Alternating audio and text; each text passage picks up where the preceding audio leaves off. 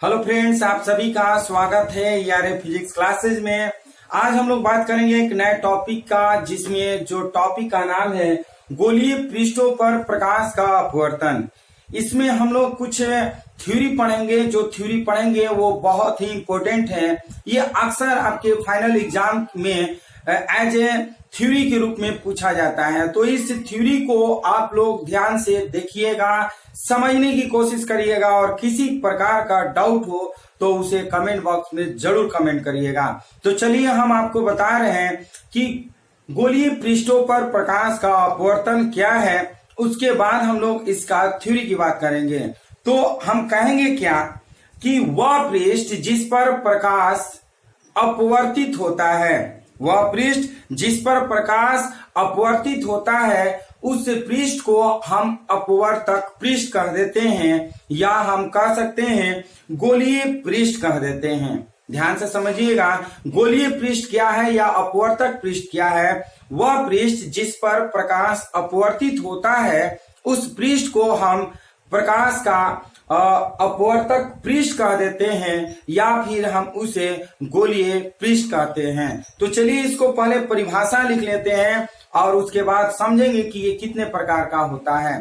तो याद रखिएगा, अपवर्तक पृष्ठ जो होता है दो प्रकार का होता है।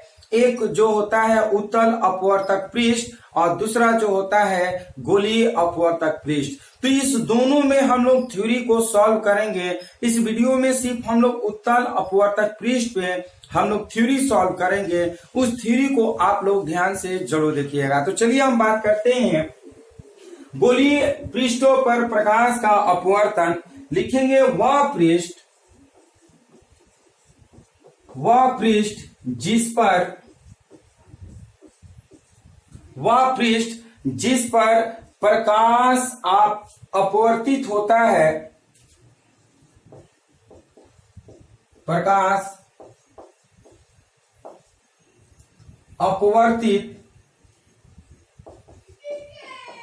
अपवर्तित होता है, वह पृष्ठ जिस पर प्रकाश अपवर्तित होता है अपवर्तक पृष्ठ कहलाता है। अपवर्तक पृष्ठ कहलाता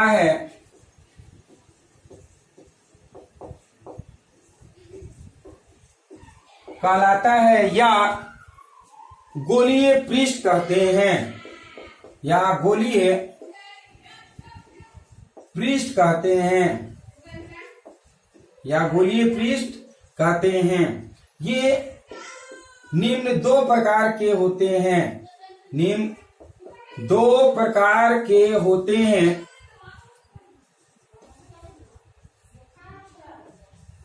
ये निम्न कितने प्रकार के होते हैं? दो प्रकार के होते हैं। फर्स्ट में लिखेंगे उत्तल अपवर्तक पृष्ठ। उत्तल अपवर्तक पृष्ठ जिसके जो बाहर का भाग जो होता है उभरा हुआ रहता है। बाहर की ओर क्या होता है? बाहर की ओर उभरा रहता है। बाहर की ओर उभरा रहता है। दूसरा जो पृष्ठ है अतल अपवर्तक पृष्ठ।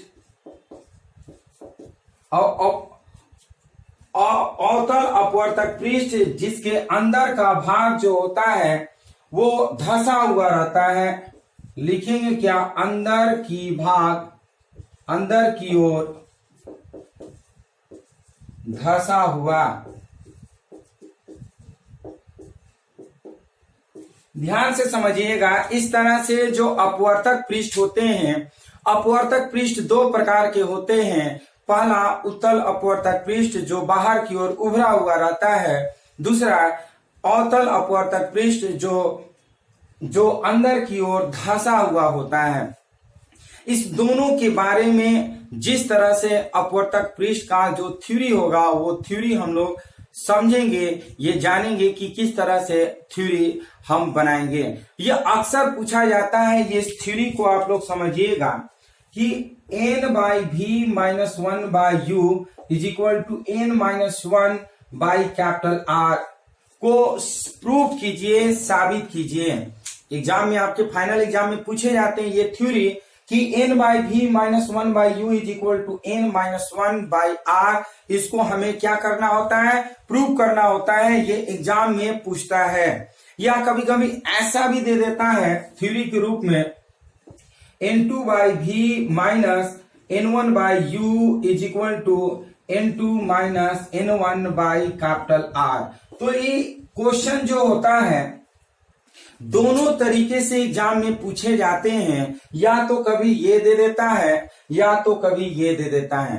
पूछता है कि इस थ्योरी को सॉल्व कीजिए, इस थ्योरी को बनाइए। तो ये हम लोग किस में बनाते हैं, ये या तो अवतल अपवर्तक पृष्ठ में बना सकते हैं या तो उत्तल अपवर्तक पृष्ठ में बनाएंगे। तो आज हम लोग इस वीडियो में हम लोग जानेंगे ये थ्योरी उत्तल अपवर्तक पृष्ठ में, और इसके बाद जो कल हम लोग पढ़ेंगे यानी कि नेक्स्ट डे में हम लोग इसी थ्योरी को हम लोग अवतल अपवर्तक पृष्ठ में पढ़ लेंगे। यानी कि यदि ये थ्योरी 2 बार आप लोग देख लेते हैं तो ये थ्योरी आपके दिमाग में बैठ जाएगा और 5 नंबर आपके मुट्ठी में हो जाएगा। मतलब ये जो क्वेश्चन होते हैं आते हैं एग्जाम में, ये लॉन्ग क्वेश्चन में आते हैं 5 नंबर में, तो इसको हम लोग थ्योरी को सॉल्व करेंगे। तो ध्यान से समझिए, अगर ये थ्योरी समझ में आ जाएगा तो आपको न्यूमेरिकल भी बनाने आ जाएगा। तो हम लोग बात करेंगे इस थ्योरी का। तो थ्योरी को बनाने से पहले इसको हम इरेज करेंगे, मिटाएंगे। तो आप इसे स्क्रीनशॉट ले लीजिए, उसके बाद हम लोग इसे मिटा करके थ्योरी की बात करेंगे।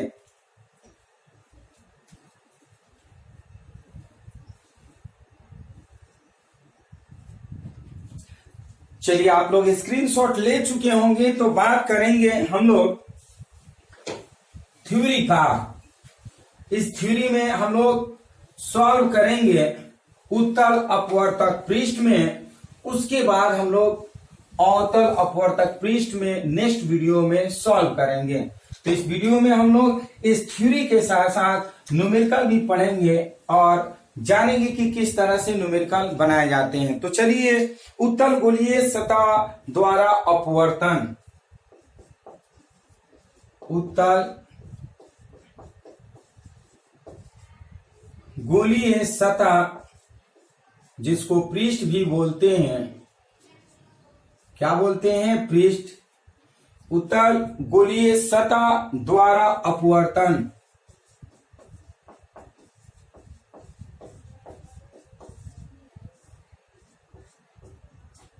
उत्तल गोलीय सतह द्वारा अपवर्तन जबकि वस्तु विरल माध्यम में हो, लिख देते हैं,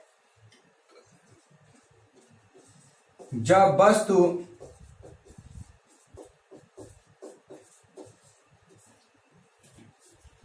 विरल माध्यम में हो,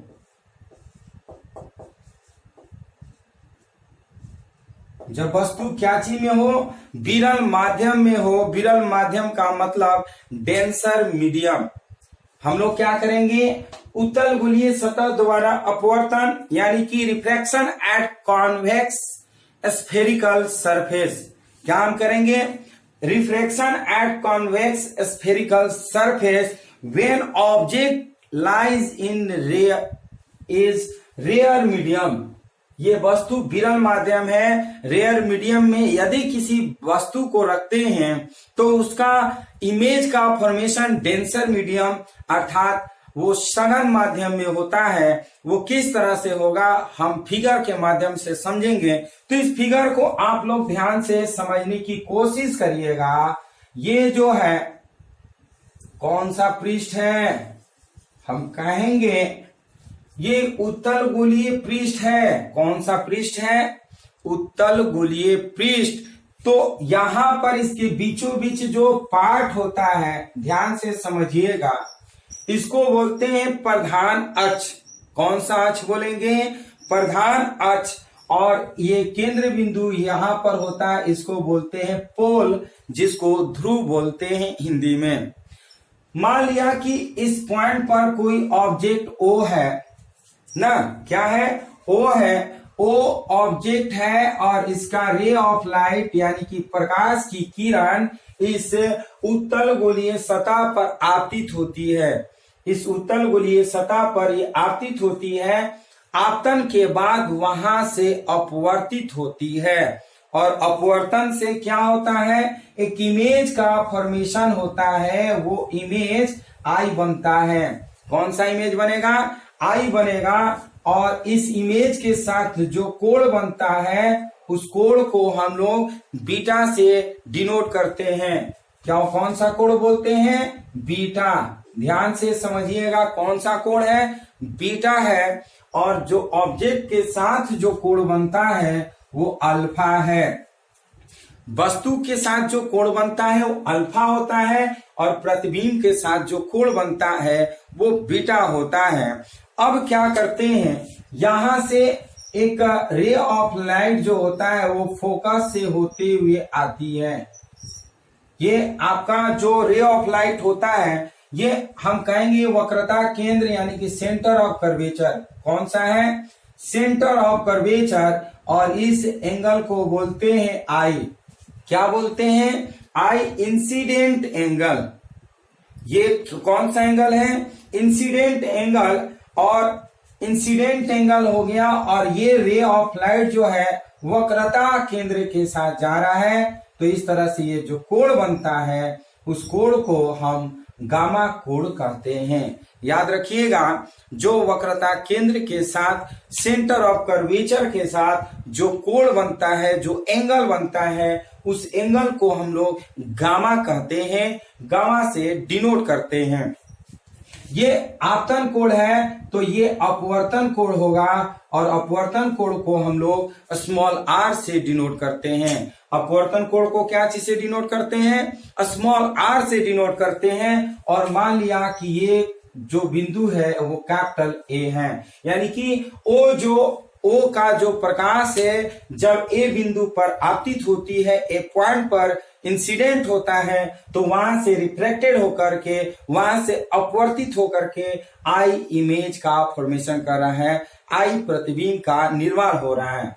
तो इस तरह से जब प्रतिबिंब का निर्माण होता है तो उसके साथ जो कोण बनता है उस कोण को हम लोग बीटा से डिनोट करते हैं, प्रदर्शित करते हैं। और जो ऑब्जेक्ट के साथ, जो वस्तु के साथ जो कोण बनता है वो हम अल्फा से डिनोट करते हैं, अल्फा से प्रदर्शित करते हैं। और एक रे ऑफ लाइट जो होता है सेंटर ऑफ कर्वेचर से जाता है, वक्रता केंद्र से जाता है। और ये वक्रता केंद्र के साथ जो सेंटर ऑफ कर्वेचर है, इसके साथ जो कोण बनता है उस कोण को हम लोग गामा से डिनोट करते हैं। अब हम क्या करते हैं, ए बिंदु से इस मुख्य अक्ष पर एक अभिलंब डाल दिए। मुख्य अक्ष पर क्या कर दिए, एक अभिलंब डाल दिए और इस अभिलंब का नाम हम ए एन नाम रख दिए हैं। कौन सा नाम रख दिए, ए एन। तो इस तरह से ये हमारा बन गया फिगर। हम इसको ऑब्जेक्ट का डिस्टेंस है यू डिनोट करते हैं। हम जानते हैं कि कोई भी दूरियां जो होती हैं पोल से मापी जाती है। कहां से मापते हैं, पोल यानी कि ध्रुव से मापते हैं। तो ध्रुव से ये ओ यानी कि वस्तु की दूरी जो है वो स्मॉल यू है और ध्रुव से हमारा प्रतिबिंब की दूरी भी है, भी कर लेते हैं। और जानते हैं ये वक्रता केंद्र है, वक्रता केंद्र को हम कैपिटल आर से डिनोट करते हैं। और इसको डेंसर मीडियम बोलते हैं N2 और इसको रेयर मीडियम बोलते हैं N1। यानी कि ये सघन माध्यम है और ये विरल माध्यम है। तो हम लिखें, जब वस्तु विरल माध्यम में होता है तो इस वस्तु का प्रतिबिंब सघन माध्यम में बनेगा।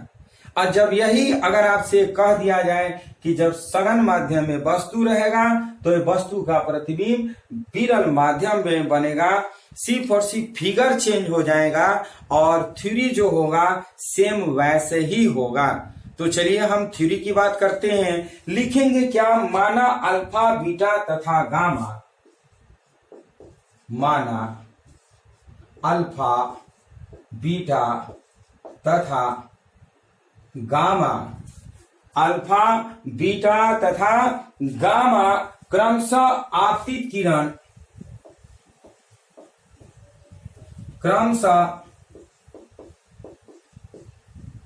आपतित किरण, ये आपतित किरण है, ये अपवर्तित किरण,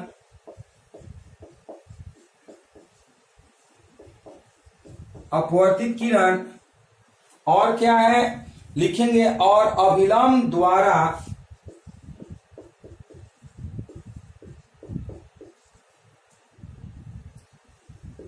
और अभिलंब द्वारा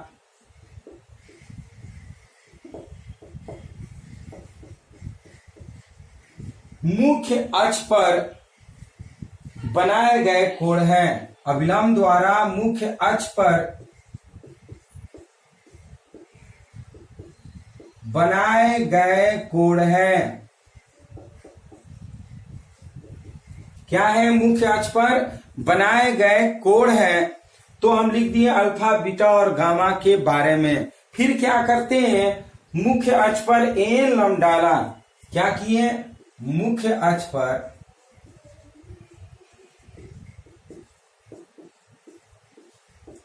एन लंब डाला। ये आप देख सकते हैं कि ये मुख्य अक्ष है, इस मुख्य अक्ष पर एन को क्या कर दिए? लंब डाल दिए। अब जब लंब डाल दिए तो लिखेंगे क्या? त्रिभुज AOC से, ध्यान से समझिएगा, AOC, ध्यान से समझिएगा, त्रिभुज AOC से। तो हम AOC में हम क्या कर सकते हैं? एंगल I बराबर अल्फा प्लस गामा। क्या लिखेंगे? Angle I plus alpha plus gamma, और लिखेंगे बहिष्य कोण से। क्या लिखेंगे? बहिष्य कोण से, और इसको इक्वेशन 1 कर लेते हैं। क्या करते हैं? इसको इक्वेशन 1 कर लेते हैं। ये आप देख रहे हैं त्रिभुज AOC का बहिष्य कोण, यानी कि एक्सटीरियर एंगल I है, और एक्सटीरियर एंगल हम जानते हैं कि sum of the two interior angle is called the exterior angle. यानी कि जो बहिष्य कोण होते हैं दो अंतःखंड के कोणों के योग के बराबर होते हैं। क्या होते हैं? दो अंतःखंड के कोण के बराबर होते हैं। तो ये आप देखिए अल्फा और गामा जो है दो अंतःखंड के कोण है, इसलिए हम I बराबर अल्फा प्लस गामा लिख सकते हैं। फिर लिखेंगे क्या? चूंकि अल्फा तथा गामा, चूंकि अल्फा तथा गामा अल्प कोण है, अल्प कोण है, अल्फा तथा गामा अल्प कोण है, इसलिए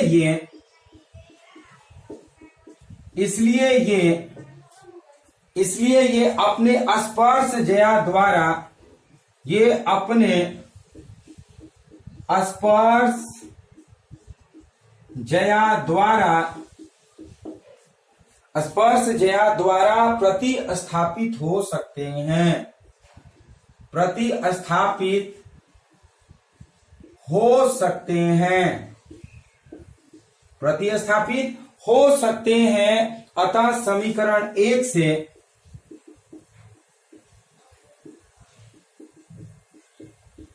ध्यान से समझिएगा, ये जो अल्फा और गामा है, ये इसमें बहुत ही छोटे कोण होते हैं। जो कोण बनता है वो क्या होता है? बहुत ही छोटा कोण होता है। जब छोटा कोण होता है तो उसको हम लोग क्या करते हैं? प्रतिस्थापित कर देते हैं। किससे? स्पर्श ज्या। कमेंट बॉक्स में बताइए कि स्पर्श ज्या किसे कहते हैं, किस कोण को स्पर्श ज्या कहते हैं। ज्या के बारे में हम लोग पढ़े हैं, स्नेल के नियम में साइन को कहते हैं, तो स्पर्श ज्या किसे कहते हैं? चलिए हम आपको बता रहे हैं। स्पर्श ज्या टैन को बोलते हैं। किसको बोलते हैं? टैंजेंट। टैंजेंट को स्पर्श ज्या बोलते हैं। मींस यदि अल्फा और गामा बहुत ही स्मॉल एंगल हो, बहुत ही छोटा कोण है, तो इस कोण को हम लोग क्या कर सकते हैं? प्रतिस्थापित कर सकते हैं टैंजेंट से। तो हम लिखेंगे समीकरण 1 से क्या लिखेंगे? I is equal to tan alpha plus tan gamma, इसको इक्वेशन 1 कर लेते हैं। क्या कर लेते हैं, I is equal to tan alpha plus tan gamma, इसको इक्वेशन 1 कर लेते हैं। इसके बाद आप लोग स्क्रीनशॉट ले लीजिए। उसके बाद हम लोग दूसरे ट्रेंगल की बात करेंगे, ट्रेंगल AIC की बात करेंगे। किसमें करेंगे, त्रिभुज AIC में। नीचे जगह नहीं है, आपको प्रॉब्लम होगी तो आप लोग क्या करिए, स्क्रीनशॉट ले लीजिए।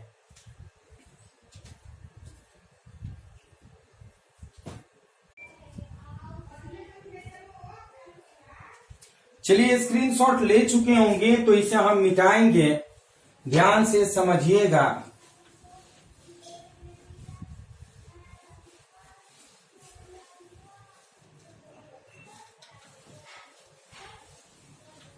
इसको इक्वेशन 1 करके छोड़ देते हैं और फिर करते क्या है, त्रिभुज AIC में, किसमें करते हैं, त्रिभुज AIC में हम लिखेंगे क्या, gamma is equal to R plus beta, R plus beta, इसको इक्वेशन 2 करते हैं, बहिष्य कोण।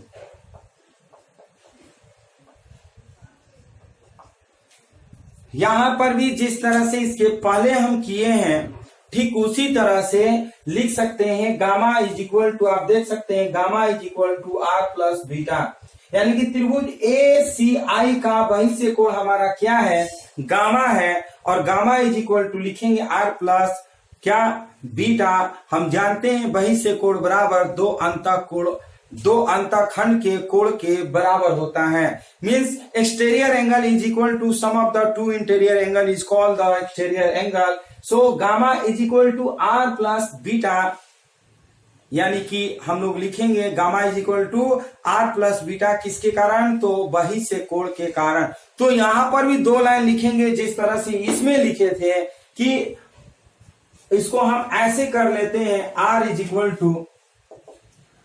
Equal to gamma minus beta, और इसको इक्वेशन 2 करते हैं और लिखेंगे क्या, चूंकि गामा और बीटा बहुत ही अल्प कोण है, अतः ये अपनी स्पर्श ज्या से प्रतिस्थापित हो सकते हैं। क्या लिखेंगे, गामा और बीटा बहुत ही अल्प कोण है, अतः ये अपने स्पर्श ज्या से प्रतिस्थापित हो सकते हैं। तो लिखेंगे क्या, यहां पर पुनः गामा तथा बीटा, गामा तथा बीटा अल्प कोण है। पुनः गामा तथा बीटा क्या है, अल्प कोण है, इसलिए ये अपने स्पर्श ज्या द्वारा, इसलिए ये अपने स्पर्श ज्या द्वारा प्रतिस्थापित, स्पर्श ज्या द्वारा प्रतिस्थापित हो सकते हैं। अतः समीकरण 2 से हम क्या लिखेंगे, R is equal to tan gamma minus tan beta, इसको इक्वेशन 3 कर लेते हैं।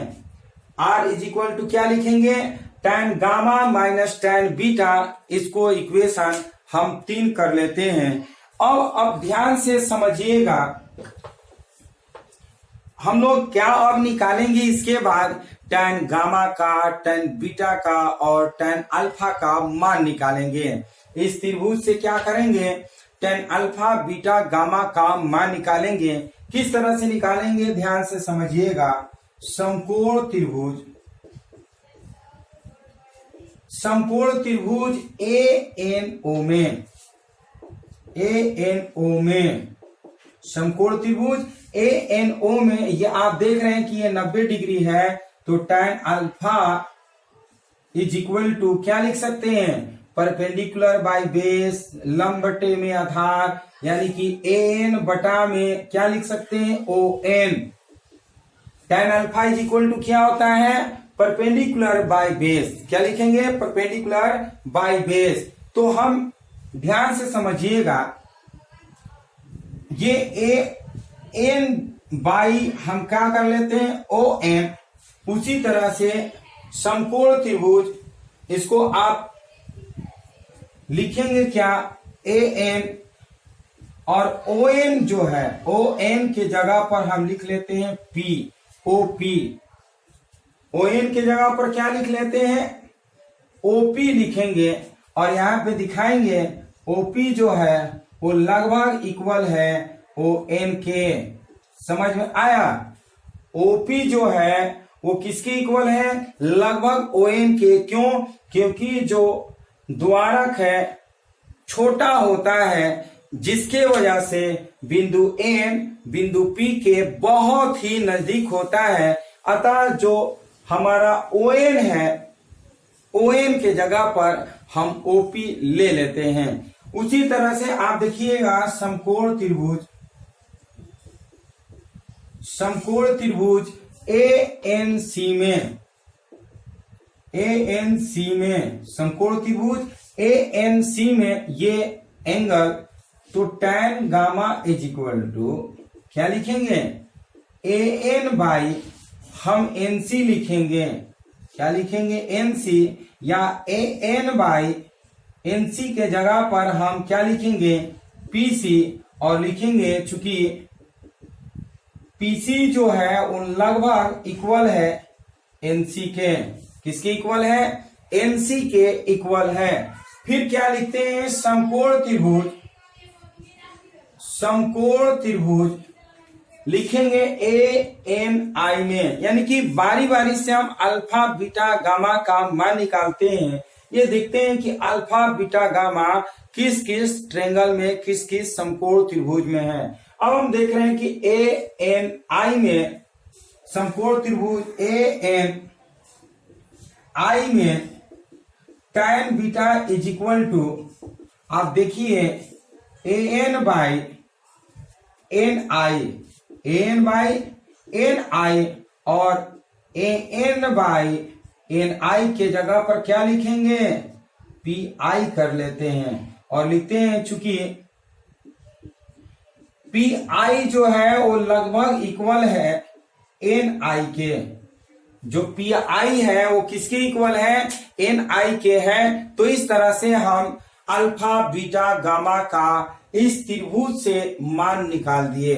अब इसका मान करेंगे क्या, समीकरण 2 और समीकरण 2 और समीकरण 3 में हम क्या करते हैं, पुट करते हैं। समीकरण 2, 3 और 2 में क्या करेंगे, इसको पुट करते हैं, देखते हैं कि क्या मान आता है। तो आप क्या करिए, इससे आप स्क्रीनशॉट ले लीजिए, उसके बाद हम लोग आगे इसको बताएंगे।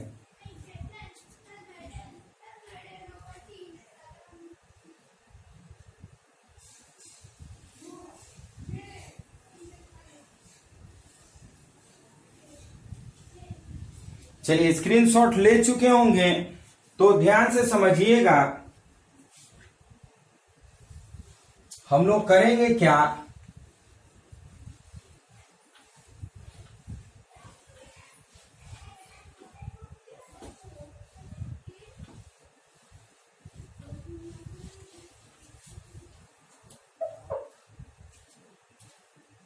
यहां पर ये जो लिखे हैं, यहां पर लिख करके दिखाना पड़ता है कि ऐसा क्यों हम लिखे हैं। तो लिखेंगे क्या, चूंकि गोलीय सतह का द्वारक बहुत छोटा है, चूंकि गोलीय सतह का द्वारक बहुत छोटा है,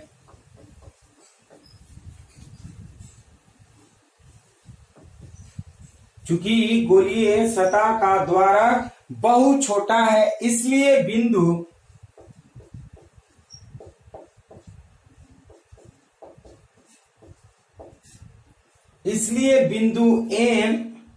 बिंदु P के बहुत नजदीक होगा। बिंदु N बिंदु P के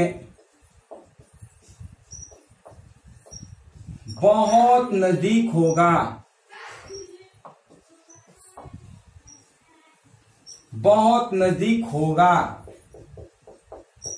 अतः हम क्या कर सकते हैं, ये तीनों को यहां पर दिखा देंगे कि OP जो है वो लगभग है ON का, PC जो है वो लगभग है NC का, तथा हम दिखाएंगे कि PI जो है वो लगभग है NI का। ये हम यहां पर दिखा देते हैं। उसके बाद हम लोग क्या करते हैं, समीकरण 2 तथा 3 से, 2 तथा 4 से जो हमारा बना था उस समीकरण को हम लोग लिखते हैं। समीकरण क्या लिखेंगे, 2 तथा 4 से लिखेंगे समीकरण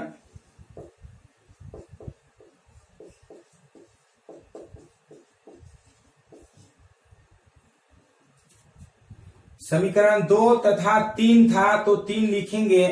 देख लीजिएगा समीकरण कितना था हमारा, 2 तथा 3 था, तो हम लिखेंगे क्या, समीकरण 2 तथा 3 से, समीकरण 2 में हम लिखे हैं क्या, I is equal to tan alpha था, I इज इक्वल टू कितना था, tan alpha plus tan gamma. इस फिगर से हमें याद है, आपको भी याद होना चाहिए, I is equal to tan alpha plus tan gamma था, तो हम लिखेंगे क्या, tan अल्फा के जगह पर AN बाई OP और प्लस tan गामा के जगह पर हम लिखेंगे AN बाई PC। इसको इक्वेशन 4 करते हैं। कौन सा इक्वेशन करते हैं, इसको इक्वेशन 4 कर लेते हैं। उसके बाद समीकरण 3 में R इज इक्वल टू हम लोग पढ़े हैं, R इज इक्वल टू क्या पढ़े थे, गामा माइनस बीटा। क्या पढ़े थे, गामा माइनस बीटा। तो हम लिखेंगे क्या, गामा के जगह पर AN बाई PC और माइनस tan बीटा के जगह पर AN बाई PI। इसको इक्वेशन 5 कर लेते हैं।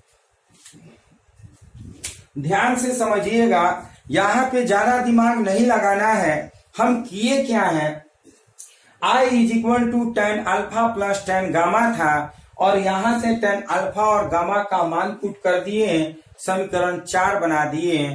ठीक उसी तरह से R इज इक्वल टू हम लोग पढ़े हैं गामा माइनस बीटा, और tan गामा के जगह पर हम tan गामा का मान AN बाई PC रख दिए, माइनस tan बीटा के जगह पर AN बाई PI रख दिए।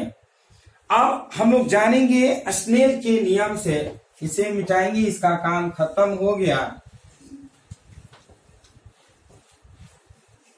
ध्यान से समझिएगा, स्नेल के नियम से, स्नेल के नियम से क्या जानते हैं बताइए कमेंट बॉक्स में। स्नेल के नियम से हम लोग जानते हैं क्या, sine I by sine R is equal to N2 by N1, N2 by N1। ये स्नेल के नियम में हम लोग पढ़े हैं, sine I by sine R is equal to N2 by N1। तो चूंकि जो कोण I और R का मान होता है बहुत ही छोटा होता है, अतः इसकी जया को क्या करते हैं, छोड़ देते हैं। तो चलिए हम इसको लिखते क्या है, चूंकि कोण I और R भी अल्प है, चूंकि कोण यहां पर लिखते हैं, चूंकि कोण I तथा स्मॉल r अल्प है, अतः अगर इसको अल्प रहेगा तो हम इसको लिख सकते हैं क्या, अतः जया को क्या कर देते हैं, जया को छोड़ने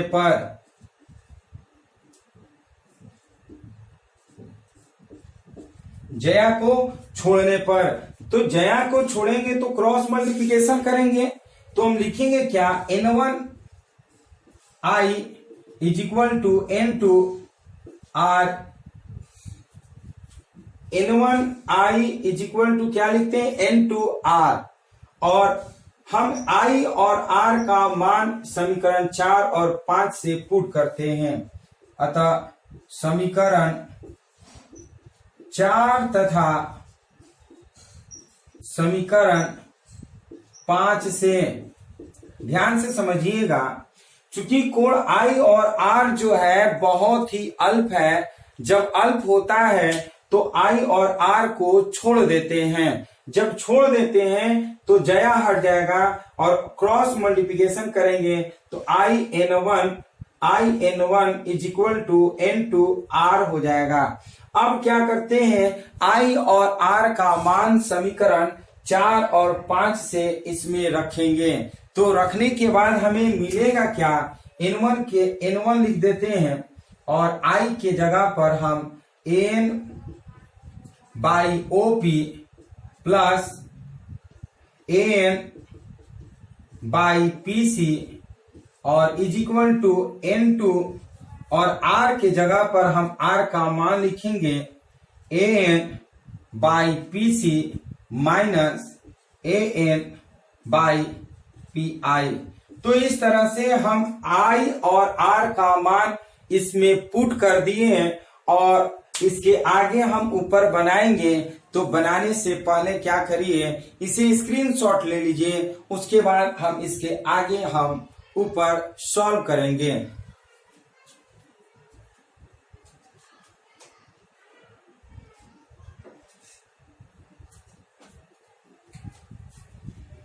चलिए, स्क्रीनशॉट ले चुके होंगे तो इसे हम मिटा रहे हैं, ध्यान से समझिएगा।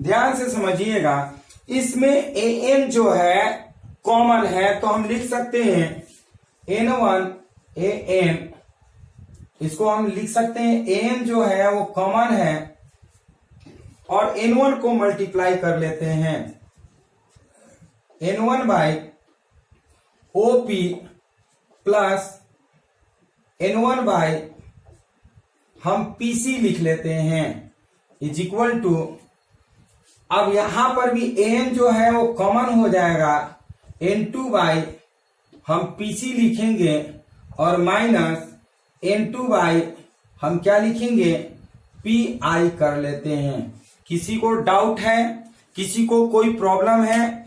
an को क्या किए कि कॉमन ले लिए, an को कॉमन लिए हैं, बाहर निकाले हैं, और N1 को दोनों में गुणा कर दिए हैं, तो N1/OP प्लस N1/PC हो गया इज इक्वल टू, इसमें भी हम N1 को कॉमन लिए हैं और N2 को गुणा कर दिए, तो N2/PC माइनस N2/PI हो गया। अब हम लोग करते क्या है कि N1 दोनों तरफ है, कैंसिल कर लेते हैं। N1 दोनों तरफ है तो क्या कर लेते हैं, कैंसिल कर लेते हैं, और PC वाले को एक तरफ और इसको एक तरफ ले आते हैं। तो आप ध्यान से समझिएगा, जब N2/PI को इधर लाएंगे तो N2/PI और लिखेंगे plus N1/OP is equal to N2/PC और माइनस ये प्लस N1/PC जब इधर आएगा तो N1/PC माइनस में हो जाएगा। ध्यान से समझिएगा, हम N2/PI है माइनस N2/PI जब बराबर का उधर ले जाएंगे तो प्लस में हो जाएगा, N2/PI कर लेते हैं, और ये प्लस N1/OP है, हम ज्यों का त्यों लिख दिए। अब PC है तो PC को एक तरफ करेंगे, ये लिखेंगे N2/PC, और प्लस जब इधर आएगा तो माइनस N1/PC हम कर लेते हैं। अब हम लोग क्या करेंगे, चिन्ह परिपाटी का फॉर्मूला यूज करेंगे चिन्ह परिपाटी से। इसको इक्वेशन 6 कर लेते हैं और चिन्ह परिपाटी में हम ओपी बराबर क्या लिखेंगे बताइए, माइनस यू। ओपी जो है लेफ्ट हैंड है और लेफ्ट हैंड में हमेशा क्या होता है, माइनस, तो OP is equal to minus U. PC is equal to क्या है, आर है, तथा P I is equal to क्या है, भी है। ध्यान से समझिएगा, राइट हैंड में पॉजिटिव लेते हैं इसलिए भी और आर हमारा पॉजिटिव है, लेफ्ट हैंड में नेगेटिव लेते हैं इसलिए ऑब्जेक्ट का डिस्टेंस नेगेटिव लिए हैं। याद रखिएगा, कभी भी ऑब्जेक्ट का डिस्टेंस नेगेटिव में होता है, बाकी जो भी डिस्टेंस होता है वो हो सकता है पॉजिटिव हो या फिर नेगेटिव, लेकिन ऑब्जेक्ट का डिस्टेंस हमेशा क्या होता है, वो निगेटिव होता है। ऑब्जेक्ट का डिस्टेंस हमेशा क्या होता है, निगेटिव होता है। इससे आप लोग ध्यान से समझ लीजिए, ऑब्जेक्ट का डिस्टेंस हमेशा क्या होता है, नेगेटिव होता है। सो इसे आप ध्यान से समझ लीजिए। तो हम लिखेंगे OP is equal to minus U, PC is equal to R, तथा P I is equal to हम भी रखे हैं। अब हम करते हैं क्या, समीकरण 6 से हम रखेंगे सबका मान N2 बाई पी आई के जगह पर भी माइनस, ये प्लस है तो प्लस करते हैं N1, और OP के जगह पर हम माइनस यू रखेंगे तो ये प्लस है तो माइनस यू हो जाएगा, is equal to N2, PC के जगह पर R रखेंगे माइनस N1, PC के जगह पर R रखेंगे।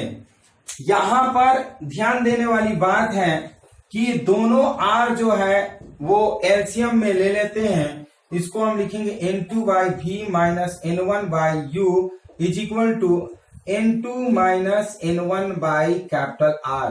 ये फॉर्मूला आपका यहीं पे प्रूफ हो गया।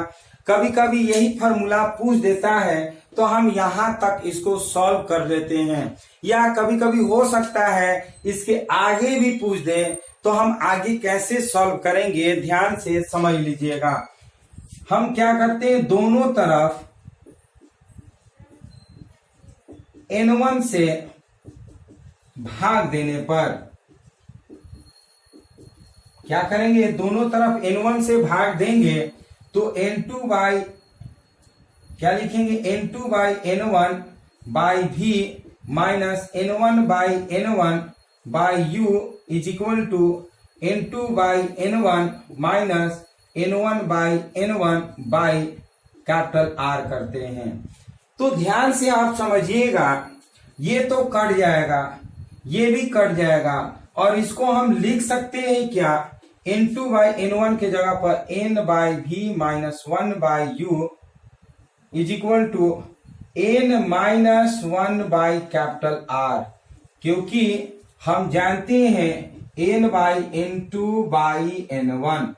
क्या करेंगे, N2 बाई N1 के जगह पर हम N पुट करेंगे तो N by V minus 1 by U is equal to N minus 1 by R। ये आपका थ्योरी प्रूफ हो गया। कभी कभी ये पूछ देता है आपके फाइनल एग्जाम में लॉन्ग क्वेश्चन के रूप में, कभी कभी ये ही पूछ देता है आपका लॉन्ग क्वेश्चन के रूप में। यदि ये पूछेगा तो यहीं पे छोड़ देंगे, यदि आपको ये पूछेगा तो थोड़ा सा एक स्टेप और आगे बढ़ाएंगे, N1 से भाग देंगे तो ये आपका थ्योरी कंप्लीट हो जाएगा।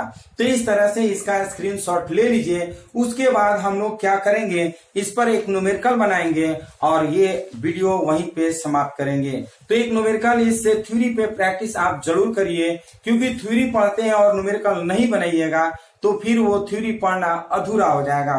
इसलिए थ्योरी पढ़ने के साथ साथ उस पे न्यूमेरिकल जरूर बनाना चाहिए। तो चलिए इसको स्क्रीनशॉट ले लीजिए, उसके बाद एक आराम से न्यूमेरिकल हम लोग बना करके इसे समाप्त करेंगे।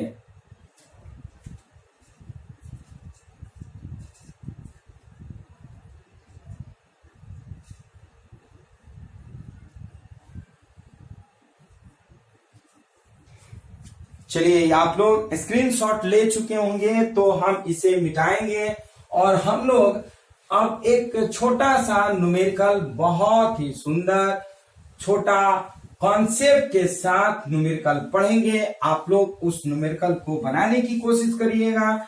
देखते हैं कि कितने बच्चे कमेंट कर रहे हैं बना करके, आप कितने एक्टिव है बनाने में, हम उस चीज को देखना चाहते हैं। तो चलिए आप लोग रेडी हैं बनाने के लिए? कमेंट बॉक्स में जवाब दीजिए। कुछ लोग हैं कि सुनते हैं, रिप्लाई कुछ नहीं करते हैं। रिप्लाई करिए, तभी तो पता चलेगा कि कौन कौन हमारे साथ बना हुआ है। क्योंकि आप रिप्लाई करते हैं तो हमें मालूम चलता है कि कितने बच्चे मेहनत कर रहे हैं, मेहनत से देख रहे हैं और बना करके कमेंट कर रहे हैं। चलिए आप भी न्यूमेरिकल को लिखिए और बनाने की कोशिश करिएगा। एक उत्तल पृष्ठ की वक्रता त्रिज्या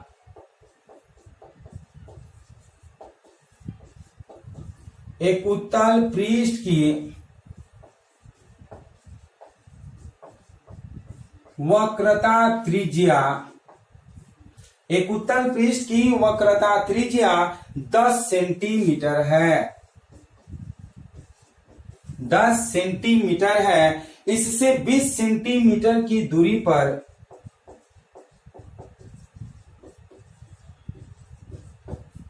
इससे 20 सेंटीमीटर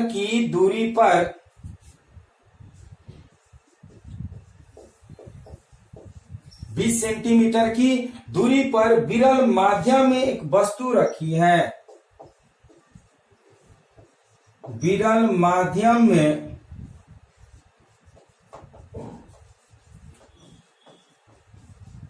एक वस्तु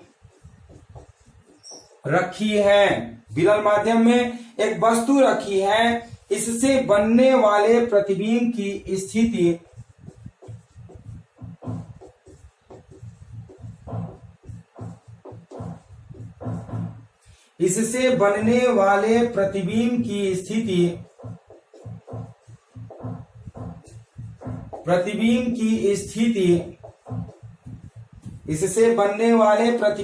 स्थिति ज्ञात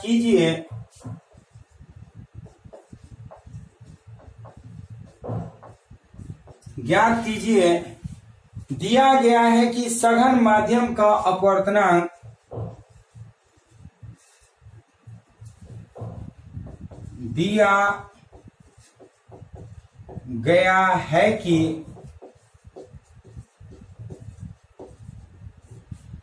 सघन माध्यम का अपवर्तनांक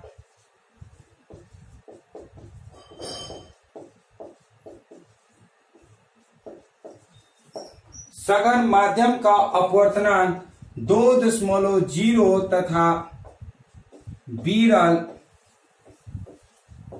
माध्यम का अपवर्तनांक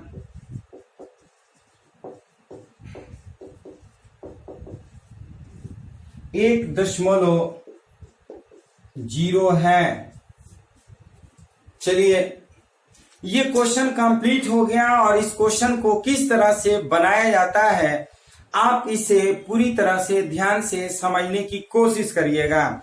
हम लोग न्यूमेरिकल किसी भी चैप्टर का हो, किसी भी टॉपिक का हो, बनाने का मेथड एक ही है। उस मेथड को यदि आप पहचान लेते हैं तो वो न्यूमेरिकल आराम से बन जाता है। तो ध्यान से समझिएगा ये न्यूमेरिकल कैसे बनाएंगे। तो बनाने से पहले एक बार हम इसे ध्यान से पढ़ते हैं। देखिए, एक उत्तल पृष्ठ की वक्रता त्रिज्या 10 सेमी है। इससे 20 सेंटीमीटर की दूरी पर विरल माध्यम में एक वस्तु रखी है। इससे बनने वाले प्रतिबिंब की स्थिति ज्ञात कीजिए।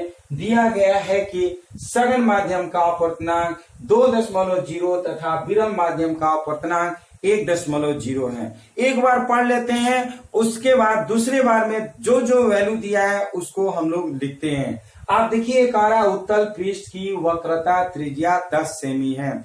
तो उत्तल पृष्ठ में वक्रता त्रिज्या जो होती है हमेशा, बताइए क्या होता है?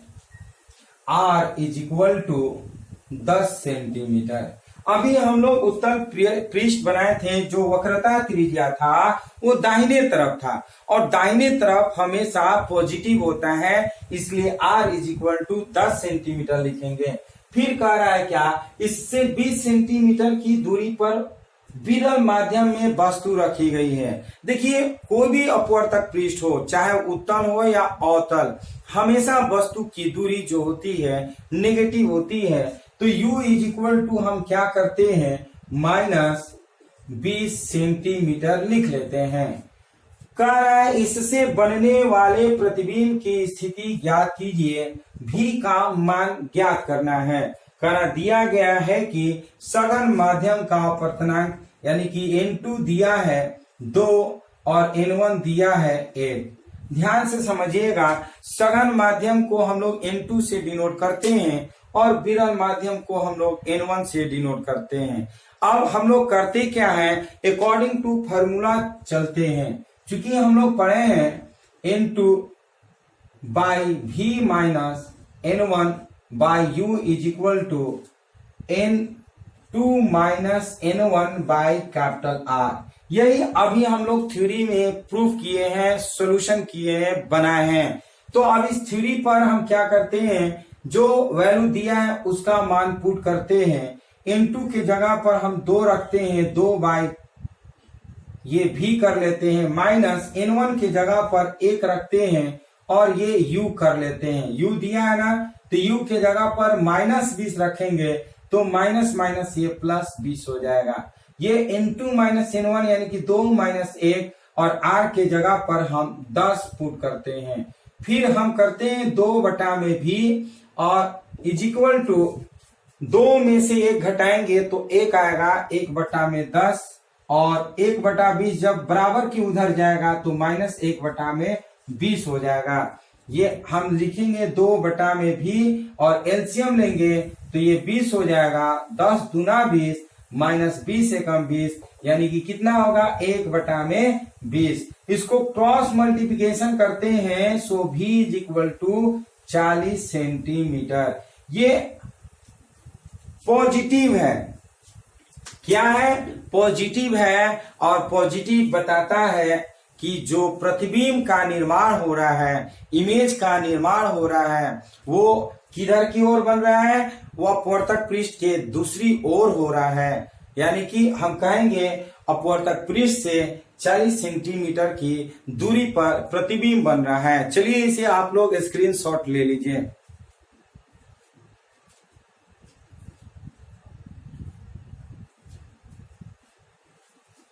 चलिए स्क्रीनशॉट ले चुके होंगे तो हम आपको बताना चाहेंगे कि इस वीडियो में हम लोग एक थ्योरी पढ़े हैं जिसका फॉर्मूला था N2 by V minus N1 by U is equal to N2 minus N1 by R, या हम लोग इसको ऐसे भी जान सकते हैं कि N by V minus 1 by U is equal to N minus 1 by capital R। तो ये थ्योरी हम लोग पढ़ चुके हैं, उस थ्योरी पर ये न्यूमेरिकल भी पढ़ चुके हैं। बहुत इजी न्यूमेरिकल है, ध्यान से इस बार इसको देखिएगा बार बार तो ये आपके दिमाग में ऑटोमेटिक बैठ जाएगा।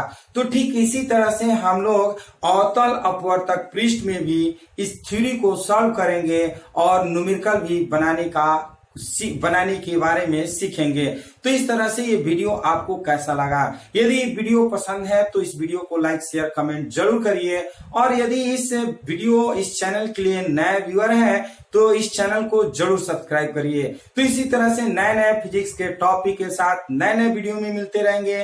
तब तक के लिए धन्यवाद।